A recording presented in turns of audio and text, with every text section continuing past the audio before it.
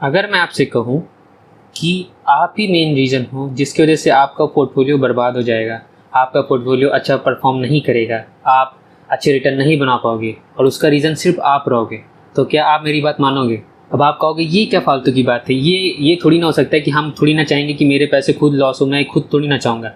लेकिन अगर मैं आपको रीज़न बताऊँ कि हाँ, आप खुद तो नहीं चाहोगे लेकिन आप कुछ ऐसी एक्टिविटीज़ करोगे, कुछ ऐसा चीज़ें करोगे जिसकी वजह से आपके पैसे ऑटोमेटिकली लॉस होंगे।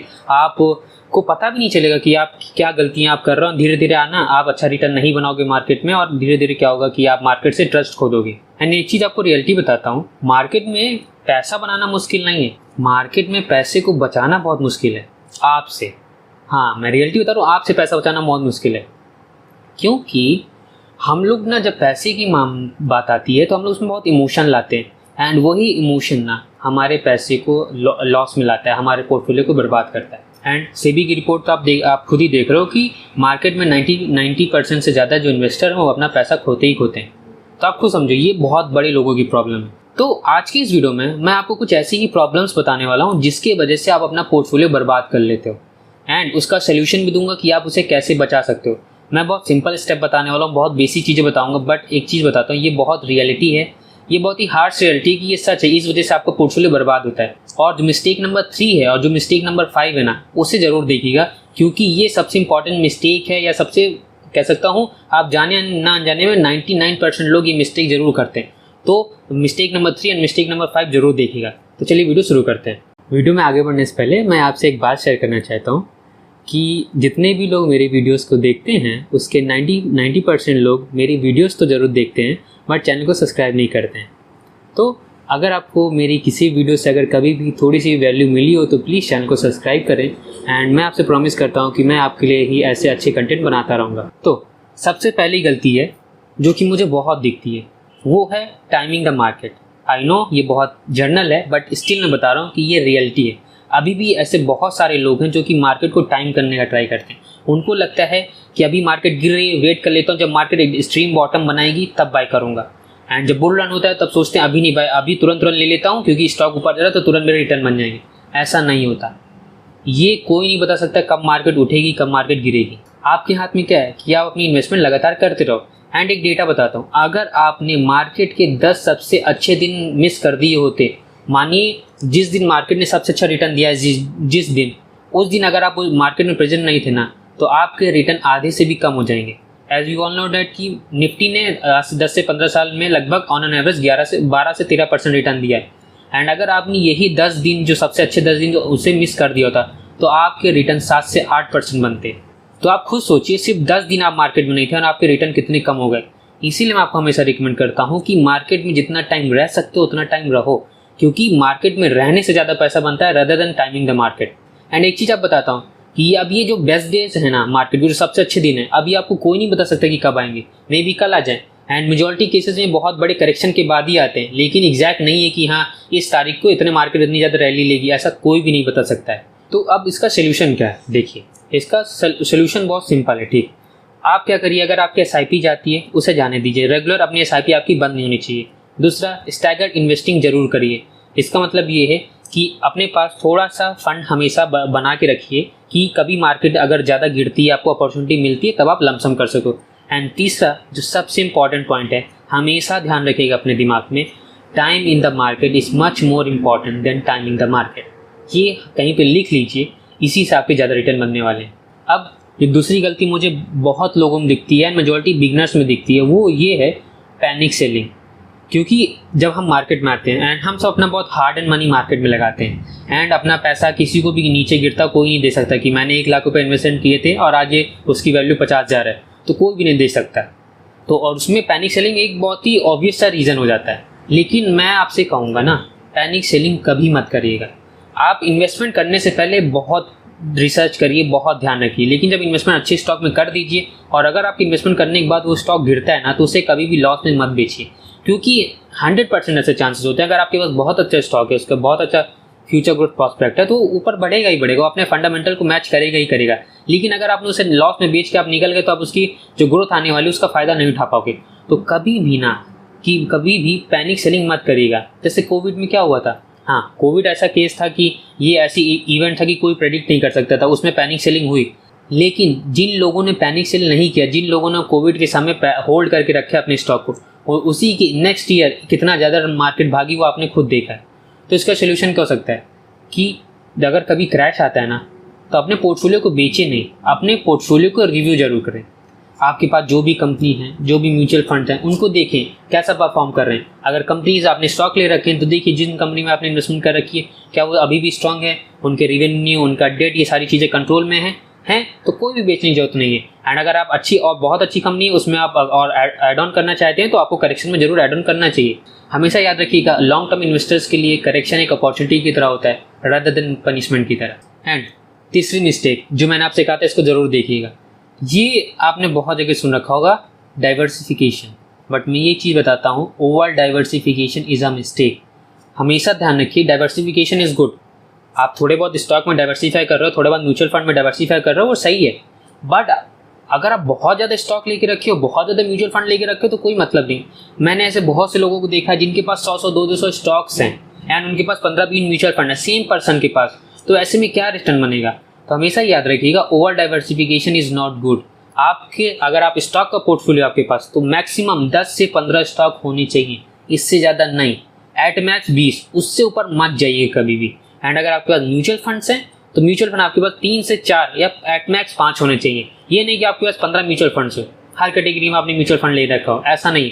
ज़्यादा से ज़्यादा 4 से 5 म्यूचुअल फंड एक नॉर्मल इंडिविजुअल के लिए बहुत होते हैं। एंड मैं हमेशा रिकमेंड करता हूँ कि आपके पास हमेशा 4 से 5 ही म्यूचुअल फंड होने चाहिए। एंड हमेशा एक बात ध्यान रखिएगा, क्वांटिटी से ज़्यादा इंपॉर्टेंट है क्वालिटी। तो आप क्वालिटी पे फोकस करिए, क्वांटिटी पे नहीं। आपको क्या लगता है अगर आपका 100 स्टॉक है तो आपको ज़्यादा रिटर्न बनेगा? नहीं। अगर आपने 100 स्टॉक में 1 लाख रुपए लगा रखे हैं, 1 लाख रुपए की इन्वेस्टमेंट है, एंड अगर आप वही इन्वेस्टमेंट आपकी 10 स्टॉक में, मानिए दोनों, वो भी 10% का रिटर्न देता है, ये भी 10% का रिटर्न देता है, तो क्या हो, आपकी रिटर्न बराबर आई ना। लेकिन मेजॉरिटी केसेस में क्या होगा, जो थोड़ा सा कंसंट्रेटेड पोर्टफोलियो होता है वो ज़्यादा रिटर्न देता है अगर आपके पास अच्छे स्टॉक हैं तो ज़्यादा ओवर डाइवर्सिफिकेशन मत करिएगा, थोड़ा सा कंसंट्रेटेड पोर्टफोलियो बनाए करिए। एंड चौथी मिस्टेक जो बहुत से लोग करते हैं, ब्लाइंडली फॉलोइंग द टिप। आप हमेशा टिप पे इन्वेस्टमेंट करते हो। एंड मैं टू बी ऑनेस्ट मैं बताता हूँ, जब मैंने अपनी इन्वेस्टमेंट जर्नी शुरू करी थी तो मैं टिप पे तो मैंने कभी इन्वेस्टमेंट नहीं करी, बट मैं यूट्यूब वीडियोस बहुत देखता था। मुझे ऐसा लगता था कि यूट्यूब से बहुत कुछ सीख जाऊँगा। हाँ, ऐसा है कि मैं काफ़ी कुछ इन्वेस्टिंग के बारे में यूट्यूब से मैंने सीखा भी है, उसके बाद मैंने कोर्सेज परचेज किए, देन मुझे ज़्यादा चीज़ें पता चली। बट मेजॉरिटी ना, आप यूट्यूब पे जो भी स्टॉक बताते हैं उन्हें आप रिकमेंड करिए। जैसे मैं भी आपको जो स्टॉक बताता हूँ उसे आप अपने वॉच लिस्ट में रखिए, एंड उसके बाद उसका खुद अपने लेवल पे रिसर्च करिए। अगर वो आपके रिसर्च पे सही लगे तभी इन्वेस्टमेंट करिए। मैं कभी आपको नहीं कहता कि आप मेरे स्टॉक में ब्लाइंडली इन्वेस्टमेंट करिए। मैं जो स्टॉक बताता हूँ उसका जाके फंडामेंटल, टेक्निकल सब चेक करिए, उसका फ्यूचर ग्रोथ प्रॉस्पेक्ट आप सब चेक करिए। तो अगर आपको सही लगे तब इन्वेस्टमेंट करिएगा। जैसे मैंने अभी रिसेंट में 1 लाख पोर्टफोलियो की एक वीडियो बनाई है, उससे आप जाके जरूर देखिएगा। उसमें आपको पता चलेगा मैं कैसे स्टॉक चूज करता हूँ, एंड उसके जितने भी स्टॉक मैंने बताया ना, उससे जाके आप कहीं भी कंपेयर करो, किसी से भी कंपेयर करा सकते हो, कोई भी उन स्टॉक को खराब नहीं बताएगा। तो उस वीडियो को आप जाके जरूर देखिएगा, उसका लिंक आपको वीडियो के डिस्क्रिप्शन में मिल जाएगा। तो इसका सोल्यूशन क्या हो सकता है? देखिए, इसका सोल्यूशन बहुत सिंपल है। इन्वेस्टमेंट तभी करिए जब आप उस बिजनेस को समझते हो, उस कंपनी को समझते हो, तभी इन्वेस्टमेंट करिएगा। एंड अगर आपको रीज़न नहीं पता कि मैं इस कंपनी को क्यों ओन करता हूँ, अगर आपको नहीं पता कि आप टाटा मोटर्स को क्यों ओन कर रहे हो, तो बेच दीजिए। ओन करने की जरूरत नहीं है। हमेशा अपने दिमाग में आपके क्लियर होना चाहिए कि आपने कोई स्टॉक क्यों बाय कर रखा है। आप कन्विक्शन अपनी स्टडी पे ही बना पाओगे। तो हमेशा जब कन्विक्शन हो एंड आपकी खुद की स्टडी होगी तभी ज़्यादा सही रहेगा। तो हमेशा खुद की रिसर्च करिएगा, एंड बिजनेस समझ में आए तभी इन्वेस्टमेंट करिए। हर कंपनी आपको समझ में ऐसा जरूरी नहीं है। आपको कुछ स्टॉक चाहिए ना, तो आप थोड़े जो भी चीज़ें आपको समझ में आती है, जो भी कंपनी आपके सर्कल ऑफ कॉम्पिटेंस में आती है, उनमें इन्वेस्टमेंट करिए। हर कंपनी में इन्वेस्टमेंट करने की आपको जरूरत नहीं है। एंड 5वीं मिस्टेक जो मैंने आपसे कहा था आप जरूर देखिएगा, वो है एवरेजिंग लूजर्स ब्लाइंडली। मैंने बहुत लोगों में गलती देखी है, एंड ये प्रोफेशनल्स भी गलती करते हैं कि ये होता है ना कि हमारे पोर्टफोलियो में कोई भी स्टॉक मानिए अगर वो नीचे गिर रहा है, और हमने हमेशा क्या सुना है कि जब भी कोई स्टॉक नीचे गिरे बाय करो, उसकी डाउनवर्ड एवरेजिंग करते जाओ, आपकी बाइंग प्राइस नीचे आएगी। एंड इससे क्या होगा कि अगर वो स्टॉक थोड़ा सा भी रन अप देगा तो आपको तुरंत प्रॉफिट में आप आ जाओगे। लेकिन ये बुलशिट है, ये किसी भी काम का नहीं है। अगर आपके पास बेकार स्टॉक है, ये उन स्टॉक पे ज़्यादा अप्लाई करता है, उन स्टॉक के लिए ज़्यादा ठीक है जो कि फंडामेंटली बहुत स्ट्रांग है, जिनका फ्यूचर ग्रोथ प्रॉस्पेक्ट बहुत अच्छा है, जिनके फाइनेंशियल्स, टेक्निकल सब कुछ बहुत अच्छे हैं, and due to market condition वो बस गिर रहे हैं। उनके बिजनेस में कोई कमी नहीं है। ऐसे स्टॉक में अगर आप डाउनवर्ड एवरेजिंग करते हो बहुत अच्छी चीज़ है, आपको जरूर करनी चाहिए, मैं खुद करता हूँ। लेकिन मानिए अगर कोई ऐसा स्टॉक है जिसके फंडामेंटल्स बिल्कुल अच्छे नहीं हैं, फ्यूचर ग्रोथ भी कुछ नहीं उसके पास, और उसमें बस वो नीचे गिर रहा है और आप उसमें बाइंग करते जा रहे हो, उसे डाउनवर्ड एवरेजिंग करते जा रहे हो, तो वो किसी काम नहीं आएगा। वो कभी भी आप उसमें रिटर्न नहीं बना पाओगे, और इससे क्या होगा, आप कभी पैसा नहीं बना पाओगे। लोगों को क्या लगता है कि मैं जब कोई स्टॉक नीचे गिरता है मुझे बाय कर दो तो मैं वैल्यू इन्वेस्टिंग कर रहा हूँ। नहीं, आप ये वैल्यू इन्वेस्टिंग नहीं कर रहे हो, ये वैल्यू ट्रैप है। ठीक है, यहाँ पे फिर आप नीचे फंस जाओगे। जब ऐसा फिर धीरे धीरे क्या होता है कि आप एक स्टॉक में कुछ ओवर पोजीशन ले लेते हो। मेरा ऐसा मानना है आपके एक स्टॉक में ज़्यादा से ज़्यादा 5 से 10% एलोकेशन होना चाहिए आपके स्टॉक का, बस। ये एट मैक्स में बता रहा हूँ, इससे ज़्यादा कभी भी आपके पोर्टफोलियो का एलोकेशन किसी भी एक स्टॉक में नहीं होना चाहिए। मैक्सिमम 5%, एंड अगर बहुत अच्छा स्टॉक हो तो 7 से 10% ले सकते हो, बस। ये नहीं किसी एक ही स्टॉक में आपने अपना 50% पोर्टफोलियो रख रखा है, ऐसा मत करिएगा। इसका सोल्यूशन क्या हो सकता है? देखिए, आप डाउनवर्ड एवरेजिंग करिए, तब करिए जब उस कंपनी के फंडामेंटल बहुत स्ट्रांग है। उसकी अर्निंग चेक करिए, उसका डेट चेक करिए, उसके ग्रोथ प्रॉस्पेक्ट चेक करिए, उसके प्रमोटर होल्डिंग चेक करिए, उसके फ्यूचर ग्रोथ प्रॉस्पेक्ट, सारी चीज़ चेक करिए।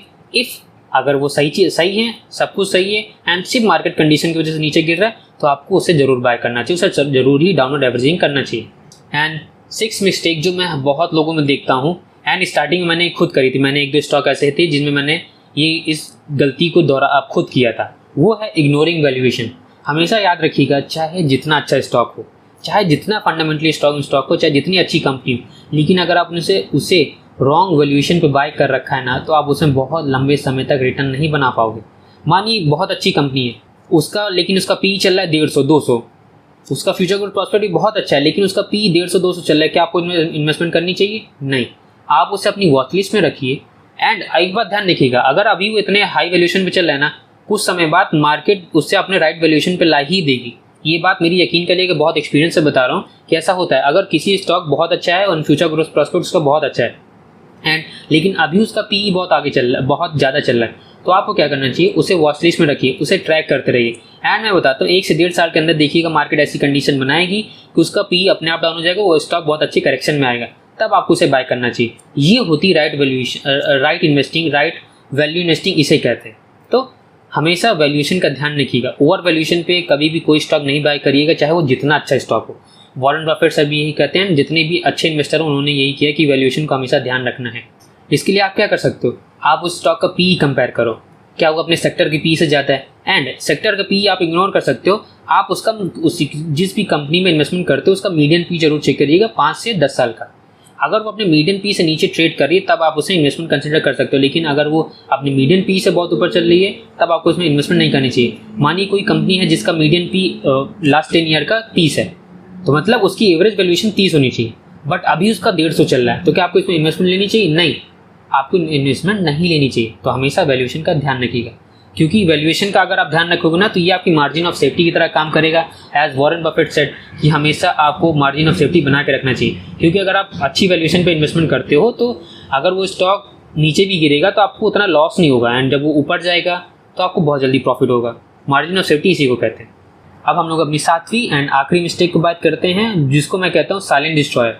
ये कोई ऐसे स्पेसिफिक गलती नहीं है, लेकिन ये कुछ चीज़ें हैं जो कि हम अवॉइड करते हैं। जैसे हम हाई एक्सपेंस रेशियो वाले म्यूचुअल फंड बाय कर लेते हैं और हम रेगुलर फंड्स बाय कर लेते हैं। देखिए, म्यूचुअल फंड में इन्वेस्टमेंट करना बहुत अच्छी बात है ना, आपको इन्वेस्टमेंट करनी चाहिए। बट ऐसे सिर्फ म्यूचुअल फंड में इन्वेस्टमेंट करना जिनका एक्सपेंस रेशियो बहुत हाई हो, वो रेगुलर फंड्स ले लो आप, तो बहुत गलत है। म्यूचुअल फंड में कभी भी इन्वेस्टमेंट करने से पहले उसका एक्सपेंस रेशियो जरूर देखिएगा, और हमेशा अगर आप रिटेल इन्वेस्टर हो, ज़्यादा मार्केट बारे नहीं पता, तो हमेशा ग्रोथ प्लान लीजिएगा एंड डायरेक्ट फंड्स लीजिएगा। ठीक है, कभी भी रेगुलर फंड्स मत लीजिएगा, क्योंकि रेगुलर फंड में क्या होता है, आप कमीशन पे करते हो, अगर आप डायरेक्ट ग्रोथ फंड लोगे तो उसमें क्या होगा कि आपको कमीशन नहीं देना पड़ेगा। सेम फंड में आपकी इन्वेस्टमेंट होगी, बस आपके कमीशन कम लेगा, तो क्या हुआ, आपको किसी कमीशन को देने की क्या जरूरत है किसी को भी। आप अपना सारा पैसा, आपको ज़्यादा से ज़्यादा रिटर्न बनना चाहिए, तो हमेशा ग्रोथ एंड डायरेक्ट प्लान में इन्वेस्टमेंट करिए। तो क्या करना है, एक्सपेंसेस हमेशा ध्यान में रखना है। एंड म्यूचुअल फंड में ये नहीं कि आपने एक ही कैटेगरी के 5 म्यूचुअल फंड ले रखे हो, ऐसा भी मत करिएगा कि एक कैटेगरी से एक फंड लीजिएगा, स्मॉल कैप से एक फंड, मिड कैप से एक फंड, लार्ज कैप से एक फंड, फ्लेक्सी कैप से एक फंड। ये भी मैं ज़्यादा ही बता रहा हूँ, आपको 1 से 2 फंड ले लीजिए, उसी में एसआईपी करते रहिए, बहुत अच्छे रिटर्न बन जाएंगे। हमेशा अपने पोर्टफोलियो एलोकेशन का ध्यान रखिए। इक्विटी, डेट, गोल्ड में आपका कितना एक्सपोजर है, कितना आपने एक्सपोजर ले रखा है, उस बात का हमेशा ध्यान रखा करिए। ये था हमारी टॉप 7 मिस्टेक जो कि मोस्ट इन्वेस्टर्स मार्केट में करते हैं। ये सारी गलतियाँ आपको लगेगा कि बहुत कॉमन है ना, आपको क्या लगेगा मैं थोड़ी ना करता हूँ, लेकिन मैं कहूँगा ना अपनी बिहेवियर को बहुत डीपली ऑब्जर्व करिएगा, आप खुद देख लोगे कि ये इनमें से ऐसी बहुत सारी गलतियों की जो कि आप खुद करते हो। मैंने खुद करी, मैं ऐसा नहीं कि मैंने नहीं करी, मैंने 1-2 गलतियाँ इसमें हैं। जैसे वैल्यूएशन वाली गलती मैंने स्टार्टिंग में करी थी जब मैंने अपनी इन्वेस्टमेंट जर्नी शुरू करी, लेकिन धीरे धीरे जब मुझे समझ में आया, मैंने और इन्वेस्टमेंट के बारे में पढ़ा, देन मुझे समझ में आया कि हाँ वैल्यूएशन का हमेशा ध्यान रखना, चाहे जितनी अच्छी कंपनी है। तो आज की वीडियो यही तक। तो अगर आपको वीडियो बहुत अच्छी लगी हो, लगा मैंने कुछ वैल्यू डिलीवर करी है, वीडियो को लाइक करिएगा, चैनल को सब्सक्राइब करिएगा। एंड स्टॉक मार्केट इन्वेस्टिंग से रिलेटेड अगर कोई भी डाउट है आपको तो आप मुझसे कमेंट में पूछ सकते हो, मैं आपकी अपने एंड में जितनी हेल्प कर सकता हूँ उतनी हेल्प करूँगा। तब तक के लिए this is Dunky Singh signing off, bye bye. अगर आपको मेरी ये वाली वीडियो पसंद आई है तो आपको मेरी ये वाली वीडियो ज़रूर पसंद आएगी। And for regular stock market update आप मेरे व्हाट्सअप चैनल को ज्वाइन कर सकते हैं।